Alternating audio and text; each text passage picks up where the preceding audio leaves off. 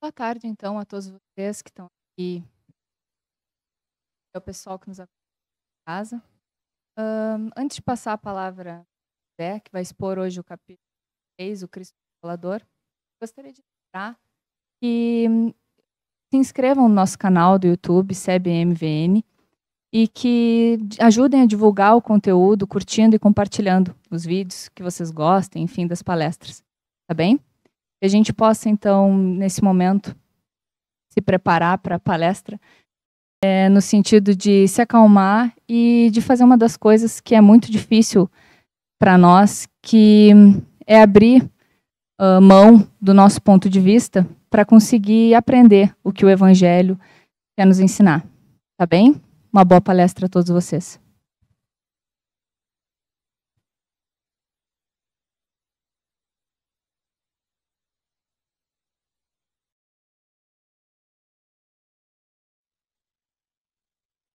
Boa tarde a todos vocês, né, que se encontram aqui. Boa tarde a quem nos acompanha pela internet, né?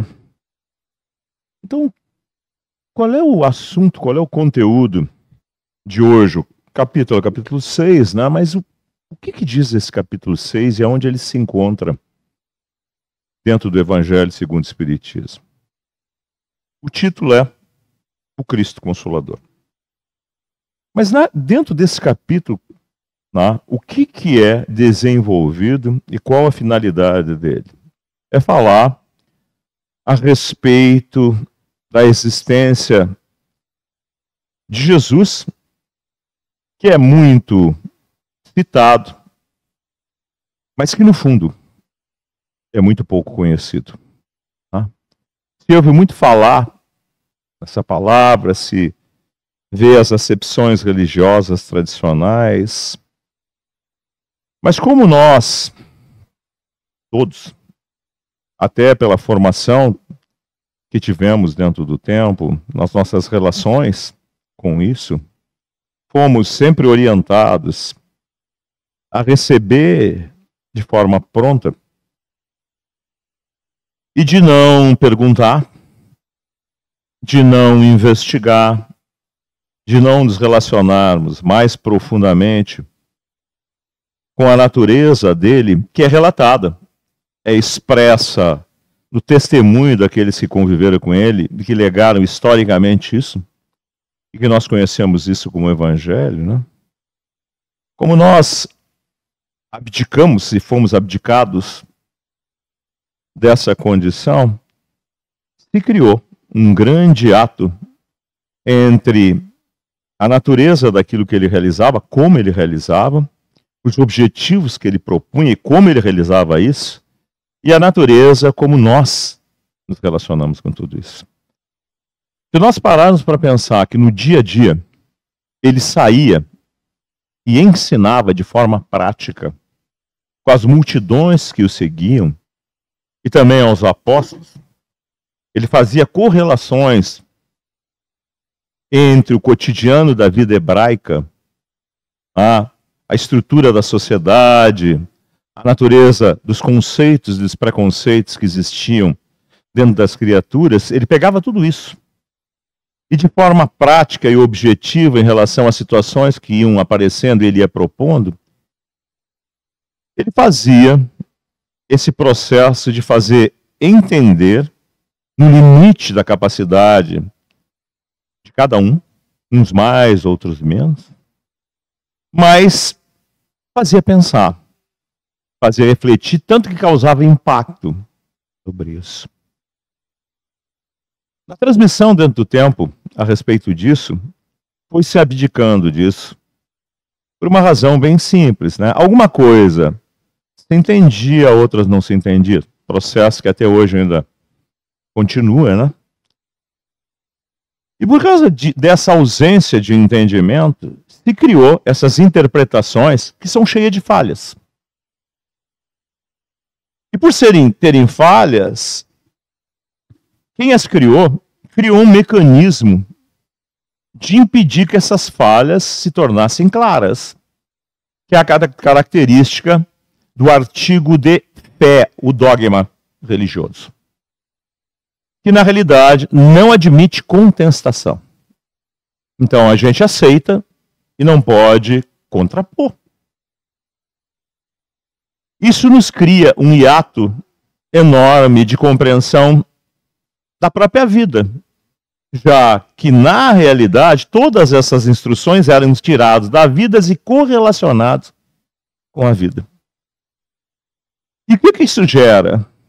A ausência de um maior aproveitamento de um ato de viver com conflitos, dificuldades, fugas, revoltas, frustrações, de uma forma geral. Então, o capítulo de hoje, ele fala disso, mas não é só o capítulo de hoje. O primeiro capítulo do Evangelho segundo o Espiritismo já faz essa introdução do que está contido aqui, quando lá é correlacionado, né, os eventos históricos marcadores de etapas de compreensão da humanidade, começando por Moisés, passando por Jesus e chegando na doutrina espírita, que é a correlação entre essas etapas. Né? Então, na realidade, até agora, nós temos tido sempre uma ideia de Jesus como Salvador, que é uma coisa que está externo a nós. Um ato de alguém que vem, em função das suas ações, nos salva, independente das nossas características, muitas vezes nos mantendo ainda dentro desses conceitos, dessas estruturas psicológicas, comportamentais, emocionais, de conflito. Isso é contraditório. Isso não somente é contraditório dentro de uma lógica analítica, mas é contraditório aos próprios postulados desse evangelho que a gente não conhece. Não se estuda o evangelho. A maior dificuldade que existe é exatamente essa. É estudar, compreender a natureza daquilo que está sendo dito. Eu tenho falado aqui que algumas coisas são de relação direta, né? Ou seja, são formas de relação objetiva. Ele falava tal coisa e fazia uma relação direta, a gente entendia. Mas tem conteúdos dentro do Evangelho que são de formas indiretas, em que a gente tem enorme dificuldade de entender, ou pelo menos tinha até agora, em função da ausência de determinados postulados, né, que foram descaracterizados, desprezados ou até proibidos. Né? Se a gente estuda a história das religiões, eu estou falando para vocês, é um fato histórico. Quem quiser pesquisar, vá pesquisar. Né? Os pais da igreja, essa igreja que nós conhecemos, na sua origem, tinha uma outra ideia a respeito de como era a estrutura da situação Plutarco e tantos outros, né? Que tiveram relação estrutural com tudo isso. Santo Agostinho, o próximo São Jerônimo, que foi quem fez a tradução do grego para o latim, tinham posições diferenciadas dessas visões que nós temos na atualidade. Eles admitiam a existência de ciclos evolutivos, ou seja, de morrer e de nascer, como experiências concretas, efetivas, de se vivenciar determinados postulados, ou de se vivenciar determinadas experiências que eram conflituantes, que geravam ações de dificuldade, de dor, tanto física, que levava pelo desgaste à dor emocional, que é a dor que transforma. Eles falavam a respeito de tudo disso. E foi num concílio, num sínodo, para vocês ser mais exato, que é uma reunião do que se equivalaria para nós de bispos, é que isso, de uma hora para outra, em função da formação dessa igreja, foi descaracterizado, foi proibido. E aí se criou essa versão mais moderna, que nós conhecemos, que é essa visão do dogma do artigo de fé. E, na realidade, a gente aceita esse ritual enquanto não é atingido por determinada situação. Quando a gente é atingido por determinada situação, vocês notem que a maioria ou sucumbe ou se revolta. Porque todo aquele cerimonial, aquela liturgia que girava em torno disso, e que era nos bons dias, ou na experiência de dias melhores, no sentido de transpassar as dificuldades ainda não tão agudas assim dentro da nossa vida, na realidade, foram caindo na medida em que as propostas mais agudas, mais difíceis da vida nos atingiram. Como toda regra, há exceções, que confirma a natureza da própria regra, mas a grande maioria assim o é. Isso que tem levado a interpretações e a conflitos derivados desse não entendimento. Então, efetivamente, o que Jesus tentava fazer na etapa em que ele cumpriu aqui era evidentemente consolar, gerando um estado de compreensão parcial, relativa em relação às coisas, o que iria abrandar o conflito interno, a revolta, a dor, a dificuldade, gerando uma experiência e uma esperança em função disso, parcial, dentro dos limites da compreensão, que ainda era uma fé miraculosa, uma fé mágica, uma fé sobrenatural. Evidentemente que ele sabia de tudo isso, mais do que qualquer um de nós. Mas sabia que tinha que ser assim em função dos degraus de compreensão evolutivos que nós éramos portadores. Todos nós, eu estou falando da humanidade, quando eu digo nós, eu estou falando da humanidade, presente e ausente, em todos os rincões encarnados e desencarnados que existem dentro do planeta. Ele sabia que haveria necessidade desse processo de morrer e de nascer, vivenciando cada vez mais múltiplas experiências, descobrindo coisas, criando então um entendimento, uma visão progressiva, o que iria, dentro do tempo, nos tornar capazes de entender as partes subjetivas desse evangelho.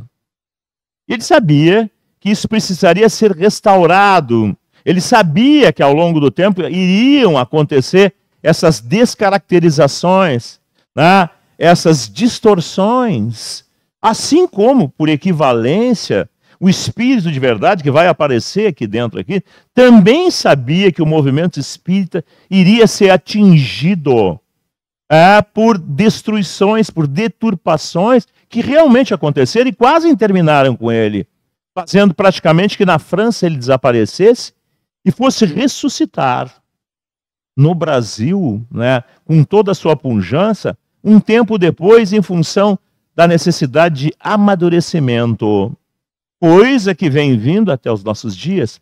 A gente recebe, todos vocês recebem informações desses eventos que aconteceram, dessas distorções, dessas adulterações que aconteceram, e que hoje as luzes da compreensão, da nossa capacidade de discernir, permitem que a gente enxergue tanto esse evangelho, como a própria doutrina esclarecedora do evangelho, de uma forma mais clara, mais ampla, segundo os postulados que estão contidos dentro do Livro dos Espíritos.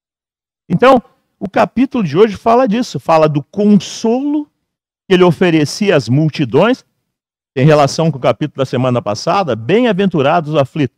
Quem é que gosta de aflição, quem gosta de dor? Quem é que acha que há um encaminhamento na direção da felicidade? Porque ventura do bem, bem-aventurado. A aflição. A gente não consegue fazer essas correlações. Tá? Quando a gente começa a viver essas experiências e tem alguma compreensão, a gente consegue se relacionar com elas. Quando a gente não tem, a gente se revolta ou se desesperança. Por isso, claro, nesse capítulo, o final do capítulo é a loucura e o suicídio. Porque ou o sujeito se destabiliza emocionalmente, não consegue conviver e enfrentar aquilo, ou se suicida, dentro dessa noção materialista que a morte seria como um apagar de luzes, desligaria e acabaria tudo. Essa é a visão materialista. O porquê que a doutrina espírita ela foi desenvolvida através de fatos da manifestação de espíritos, o que levou à confirmação da existência de um mundo extracorpóreo, seu estudo, sua definição, sua objetividade. Foi fenômeno mediúnico, que é a manifestação dos espíritos. O estudo disso levou a uma série de conclusões a respeito da comparação entre os estados da encarnação, do estado material e das consequências disso no pós-morte, mostrando as relações objetivas disso. Uma coisa produz tal coisa e a gente pode ver isso na observação dessa população do mundo espiritual. Então, quem está dentro de um centro espírita que é sério e que se posiciona de forma séria em cima da estrutura doutrinária, que estuda, não é frequentar trabalhos de leitura e de ouvir alguém falar sobre o livro dos Espíritos. É um trabalho de participação, no qual eu tenho a oportunidade, né, de ouvir, de pensar, de perguntar, de integrar, de avançar na minha busca de mais entendimento disso, formando um cabedal interno de compreensão, de amadurecimento emocional, que me leva a ter uma compreensão enormemente dilatada em relação a todos esses preceitos que normalmente nós temos recebido dentro da sociedade vigente e dentro das heranças do tempo que estão incrustadas dentro do nosso psiquismo. Então, na realidade, né, Jesus consolava e preparava para um consolo maior que não era possível ser feito à sua época, por causa de tudo isso que eu disse para você. Não existia amadurecimento, não existia desenvolvimento, informação, faltava um monte de coisa para ter as condições necessárias para tal. Como ele sabia que isso existia, ele promete a ocorrência, o advento, né, de um novo evento que iria, na realidade, trazer isso que faltava, no tempo devido. Né? E aí por isso que a gente fala para vocês, em todos os capítulos aqui contidos, a história da doutrina espírita e os eventos que a determinaram e aonde ela aconteceu. Por que ela aconteceu onde aconteceu? Que era exatamente o quê? O lugar dentro do planeta na época mais desenvolvido dentro da busca desses valores. Que era a França, pós na Idade Média, primeira república do planeta, e onde existiam as ideias liberais do desenvolvimento do iluminismo. Eu só estou relembrando isso para a gente fazer as correlações. Então lá nesse ambiente rico, próprio de busca, esses fenômenos naturais de movimentação de objetos, que existiam em todo o mundo, em toda a Europa, por lá ter esse escopo de características, lá um indivíduo começou a pesquisar isso.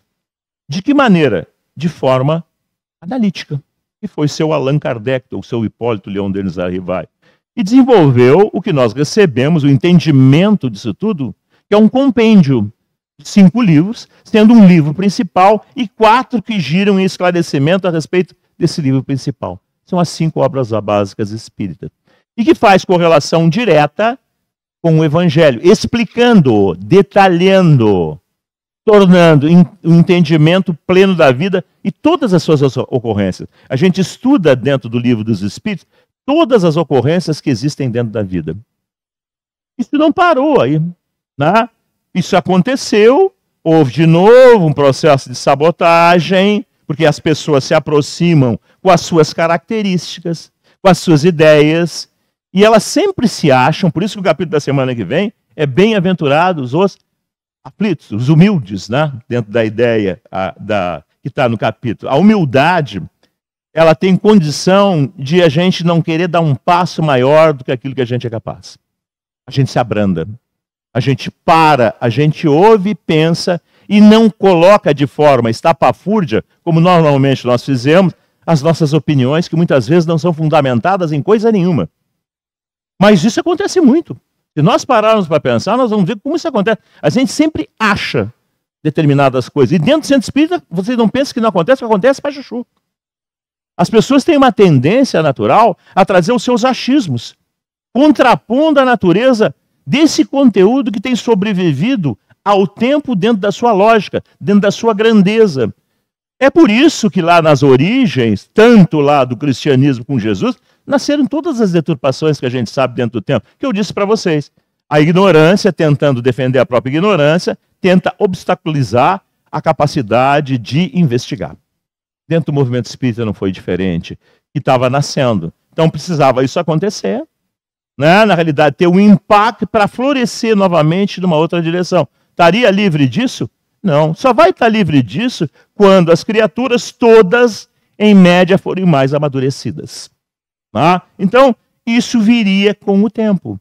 E o espírito de verdade, que é o espírito que presidiu a esse evento e que é relatado por Jesus como sendo o Espírito de verdade, o Consolador, o Paracleto prometido, ele falava disso 2000 anos antes, também falou para o seu Allan Kardec a respeito desses eventos, preparando para isso e dizendo para ele, isso está relatado dentro de Obras Póstumas, que ele voltaria a posterior, num novo nascimento, para, na realidade, dar continuidade com mais experiência, com mais amadurecimento daqueles que iriam se enganjar em tudo isso.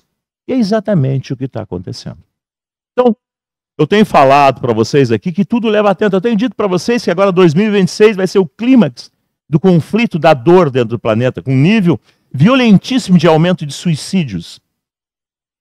Não é uma previsão minha, miraculosa. Não, é fruto de observação ao longo dos últimos 30 anos das manifestações dos espíritos e confirmada por médios consagrados como Divaldo, que falou sobre isso, sendo uma realidade desse processo de amadurecimento e desespero dentro do tempo.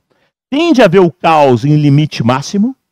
Né? Para quê? Para que pela impotência dos indivíduos nas suas fugas, eles na realidade se abrandem e busquem uma solução mais profunda, que vem normalmente pela dor que flageliza, limita e faz pensar. Pensem, cada um de vocês que está aqui na plateia, com corpo e sem corpo, os espíritos que estão aqui, pensem em vocês que estão em casa.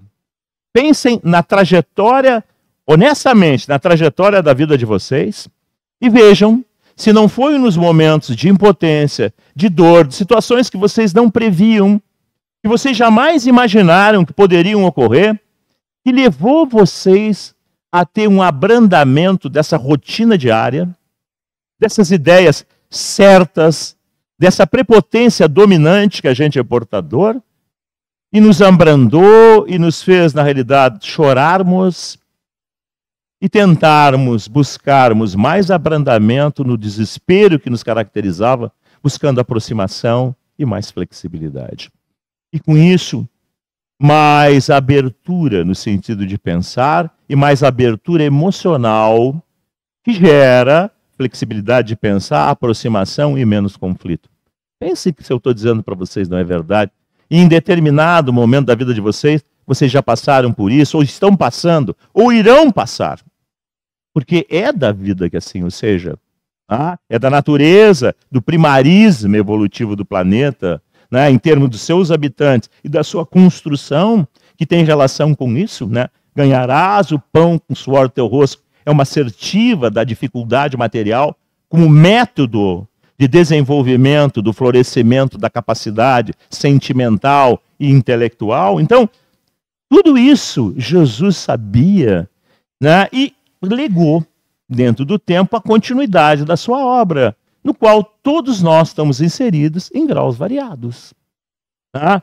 Na pergunta 919 do Livro dos Espíritos, Santo Agostinho fala a respeito do porquê da ocorrência do Livro dos Espíritos. E fala que todos nós temos a obrigação moral para conosco de nos desenvolvermos na compreensão do mesmo e levá-lo adiante, não com palavras, mas com atos.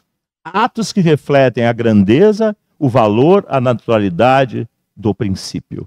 Então, a ideia de hoje era fazer nós pensarmos sobre essa figura tão falada e tão pouco conhecida naquilo que pregava, nas ideias que se propunham, e que nós, na realidade, muitas vezes ouvimos unilateralmente, né? Normalmente a gente não fala nada, a gente não levanta o braço assim, diz, olha, mas isso aqui eu não entendi, isso aqui como é que é, por que foi falado dessa maneira? Olha, eu não concordo com isso, com essa ideia assim.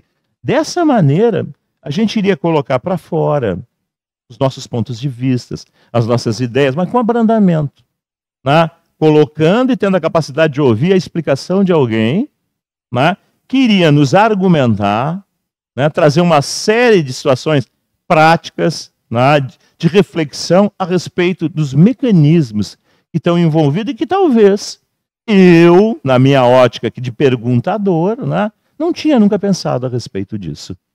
Então, dessa maneira, a gente iria se desenvolver, crescer, abrandar, né, esses conflitos que vêm são derivados dessa incompreensão, e essa incompreensão gera uma negação em relação a esse Deus que nós o caracterizamos como sendo uma criatura humana. Por isso que ele é chamado de antropomórfico, ou seja, que tem características humanas, e que nos leva à ideia distorcida de que o Criador do universo, né, teria humores ou características humanas, o que não tem nada a ver. Né? Então, na medida que a gente vai estudando e entendendo essas coisas todas, nasce uma noção real do nosso tamanho perante tudo isso. A gente vê que, apesar de toda a nossa soberba, nós não sabemos praticamente nada, nem somos criaturas extremamente equilibradas. Basta um ventinho das relações da vida e nós caímos. Então, isso nos traz uma relação de ponderação, de abrandamento dos nossos princípios e de maior reflexão em decorrência. Humildade é isso. Humildade é ter noção do seu tamanho em relação à vida. Da grandeza de tudo. Cada vez que a gente descobre alguma coisa, cada vez que a ciência progride, cada vez que na realidade a gente sofre uma experiência e enxerga mais um pouco, a gente deveria pensar que até aquele momento a gente era cego em relação àquilo. Se nós éramos cegos em relação àquilo, quantas coisas nós não somos cegos? Então, dessa flexibilidade que traz felicidade, porque acrescenta aos sistemas de compreensão que nós somos portadores, aos desenvolvimentos emocionais que nós somos portadores, traz mais compreensão, mais abrandamento, mais calma, mais paz. Então, só tem lucro nisso, não tem se perder nada. Muito pelo contrário, existe uma integração cada vez maior nossa com a vida e com tudo. Então, nós só temos a ganhar. Então, a ideia do capítulo de hoje, preparando o capítulo da semana que vem, está falando dessa necessidade de ser dessa maneira, né? De não perder, eu disse no início, a capacidade de perguntar, mas também ter a capacidade de ouvir, a capacidade de estudar, de pensar, de buscar as informações de tudo que existe, de comparar os sistemas que existem, as descobertas, as evoluções, todas essas coisas que contemplam a vida. E com isso ter uma visão mais ampla, maior de tudo, formando-se então uma criatura mais equilibrada, de maior discernimento e mais abrandada. Olha que nós temos exemplos notórios em todas as áreas humanas a esse respeito. Os mais nobres, nas várias áreas humanas, todos eles eram humildes. Einstein era humilde, as madres lá, tanto da Bahia como o Chico Xavier, o que vocês quiserem, pessoas que o tempo consolidou, que tinham grandeza efetivamente, elas, em função da noção do seu tamanho, desenvolveram essa relação que só as tornou melhores perante a si mesmo, perante seus demais. Então nós, que viemos aqui, nessa tarde aqui, muitas vezes para tomar um passe, porque nós estamos dentro de um problema, dentro de uma determinada situação. Vamos pensar que nós estamos ganhando muito mais que um passe. O passista vai tentar passar para vocês isso. Mais calma, mais serenidade, mais reflexão, mais busca de entendimento de tudo que nos cerca. Uma nova relação no ato de viver. Olhar mais para dentro de nós mesmos, nos conhecer mais um pouco. Não mentir tanto para nós. Não jogar tanta culpa nos outros. Olhar que toda relação é bilateral, Alguém faz, mas eu recebo. Ele, pelas suas atitudes, não coadula as minhas reações. Então, nós deveríamos pensar nisso. E deveríamos pensar que esse é um ensinamento que está contido no Evangelho, que a doutrina tornou mais límpido, mais fácil de entender. Mas os fundamentos são os mesmos. E será que um ritual de eu vir numa casa espírita tomar passe, ou ir para um trabalho num dia de semana, ouvir determinadas coisas, ou estar aqui na plateia e ouvir, mas sair daqui e parece que isso tudo se anula, ou boa parte se anula? Será que realmente tem coerência em função da compreensão de todas essas argumentações? Ou será que não? Será que eu ainda sou escravo, como eu disse para vocês, dessa herança psíquica que as religiões construíram dentro de mim, de hábitos externos e de grandes mentiras internas. É hora da gente parar para pensar. Né? Afinal de contas, o que é, sempre será. E o que nós vimos no pós-morte descortina exatamente isso. No pós-morte, nós temos uma sociedade que é construída na grande verdade das suas inúmeras mentiras. O pós-morte imediato aqui da volta é isso. Né? São ainda pessoas condenando os outros, condenando a Deus, condenando tudo, criando uma sociedade desestruturada, porque ainda estão presas aqui, tanto que elas não saem daqui da volta. Então que a gente lida com isso. E o que a gente tenta fazer? A mesma coisa que a gente está fazendo aqui. Fazendo entender. A diferença, vocês vão para casa, vocês vão para o dia a dia de vocês. Os espíritos vão sair atrás de nós. Eles vão nos acompanhar no dia a dia. Eles vão ver, né, se existe verdade ou mentira. Se aquilo que é falado, que é pregado, que é estabelecido, se as experiências que são ofertadas são reais, verdadeiras ou não. Tendo esse trabalho, eles vão chegar a determinadas conclusões. Eles vão nos ver no dia a dia, quando a gente não está dentro da casa espírita. Quando a gente é nós mesmos, nas nossas reações, nas nossas inconsistências. Ou se nós realmente aderimos a tudo isso. Desse resultado, dessa equação, vai nascer dentro deles a expectativa ou o envenenamento. Eles vão nascer de novo. E aí nós vamos ter esse ciclo, né, de criaturas que nascem e morrem todos os dias, formando essa massa invariável de criaturas de experiências dentro do tempo, todos os dias, a todos os momentos. Por que eu disse tudo isso? Porque nós podemos ter uma contribuição enorme, numa égide enorme de criaturas que vão ver na prática como Jesus fez. Por isso que ele reencarnou, né? Eu perguntei, aí que a gente sabe por que ele veio aqui, o que ele veio fazer. Ele veio fazer isso. Ele veio provar de forma clara, inequívoca. Não somente falar, mas provar, fazer. Isso é real e que isso funciona. Então, da mesma maneira, dentro do mesmo procedimento, das mesmas relações, nós também todos estamos inseridos nisso. Nós que viemos na casa espírita.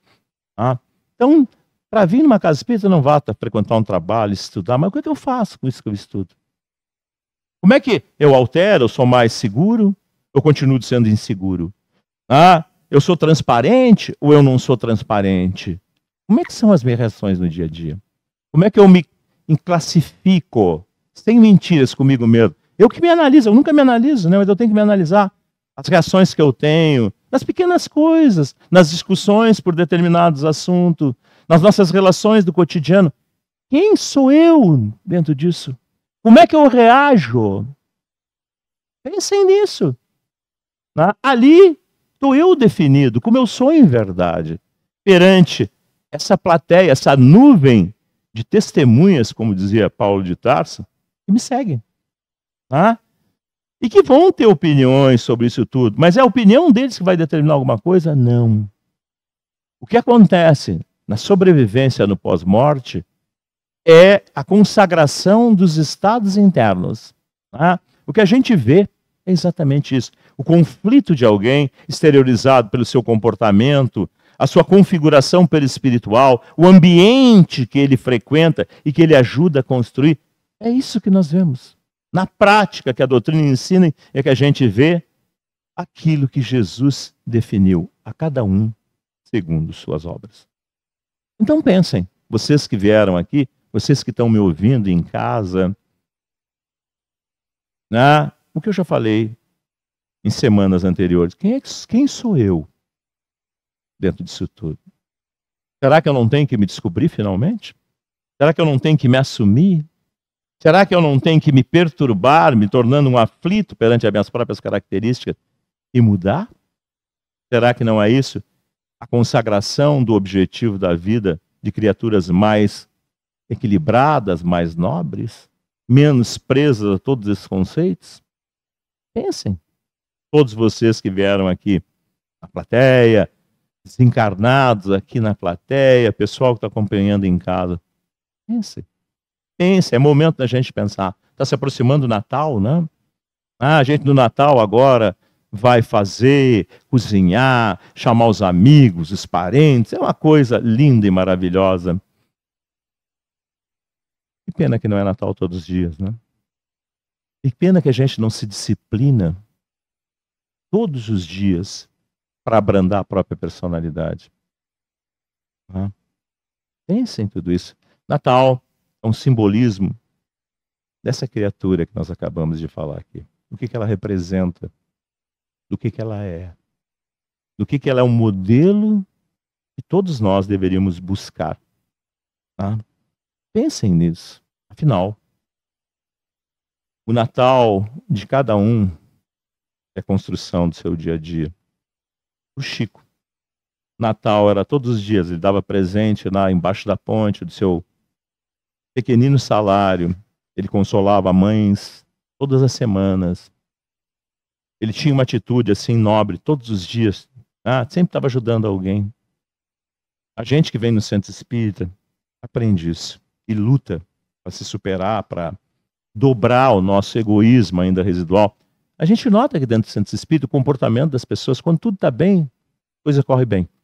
Quando as fantasias, as ilusões estão correndo, todo mundo é espírita, todo mundo tenta ajudar a fazer. Basta ter alguns reveses, e aí vem as depressões, as fugas, as ausências de maior... É nesses momentos de crise que nós nos definimos. Do valor, da compreensão e da vivência desses postulados. Pensemos todos nós. Né?